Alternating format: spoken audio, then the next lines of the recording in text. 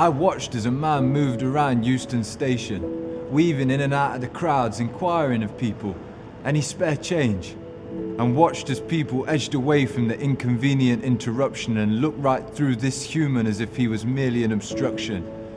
And his eyes were sad and desperate, but he seemed to possess no shame as he simply moved on to the next person stood waiting there for their train. And as this expression of sadness met my stare at a safe distance, I considered this man's life through presumption. But as his course changed and he started to move in my direction, the selfishness that exists in me rose up, and I found myself responding in just the same manner as every other person I'd watched this man approach in the station. And I had all of my excuses ready to counter my conviction he could be feeding an addiction, and besides, I don't have any money to give anyway, so what else do I have that I could possibly give away?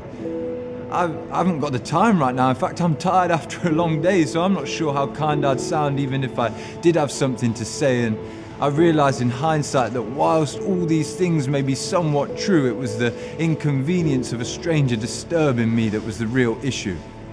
But beneath those desperate eyes is a story buried in the shadows of the question, is a cry to be seen as human, and I'm moved to consider what kindness and compassion are and how they're more concerned with the person underneath rather than the behaviour manifesting, distracting me from the heart of a human that I really need to see. So I asked myself again, what do I have, and thought about all the things I could offer away for free. I considered how I could ask this man what his name was and personalise the situation rather than treating his question as another awkward irritation. I could smile and ask him how he was, because being known is a gift, and an invitation to be seen for just a few moments could have offered a little bit of hope into the hidden places that are broken. Most of us are hiding from our pain, and sometimes we run away from those who are wearing it, but for the fear of the chance of sharing it. But what will change in this world if we can't share our humanity and together walk towards love as our greatest endeavour?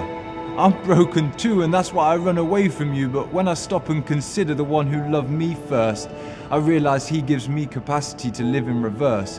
A different direction and rhythm unveiled by his vision for life, where we are all the same before him who calls us by our name.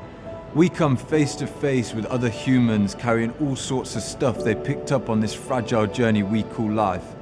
Every day is an opportunity to be kind to the person standing before you, even if all you have to offer is hello and a smile, because sometimes one step can make all the difference to the next 20 miles.